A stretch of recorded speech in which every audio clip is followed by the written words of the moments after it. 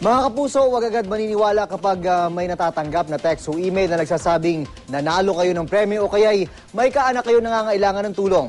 Ayon po sa mga otoridad, karaniwang estilo ito ng ilang manloloko. Balitang hatid ni Dante Perelio. Nakatanggap ka na ba ng text message na nagsasabing nanalo ka raw ng 1 milyong piso sa promo ng isang kumpanya? Nanalo ka ng ganun, ng pera, tapos may mga number pa. Nanalo nga daw ng send yung number. Email na may nangyari raw sa kaanak mo sa ibang bansa at kailangan mong magpadala ng pera. Huwag basta-bastang kakagat sa mga ganitong gimmick at baka text at email scams na yan. Kasi panluloko yan, ma'am, no? Kilin talaga siya. Intention talaga panluloko. Ang modus ng ilang kawatan para gawing mas kabilib-bilib na nagwagi ka sa promo kuno, ipepeke ang permit ayon sa DTI. Parang kunyari, mag-appear na lihitin mo yung promo. Pero kinokopya lang nila o in-imagine lang yung mga number niyan. Kalat na rin ang text scam sa nagsasabing nanalo ang isang cellphone user ng pera mula sa Kapuso Network at kukunin ng premyo mula kay GMA Network Chairman and CEO Attorney Felipe L. Gozon.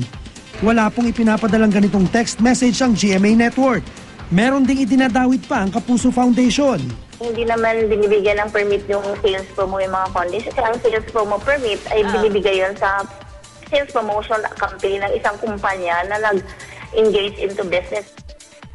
Ang dapat tandaan para hindi maloko lalo na't ngayong magpapasko, sumali ka ba o bumili ka ba ng produkto? Kailan basta-basta manalo na wala kang pinalilan. tinututukan ng pulisya at ng NBI ang mga ganitong scam at matindi rin daw ang kampanya ng DTI laban dito.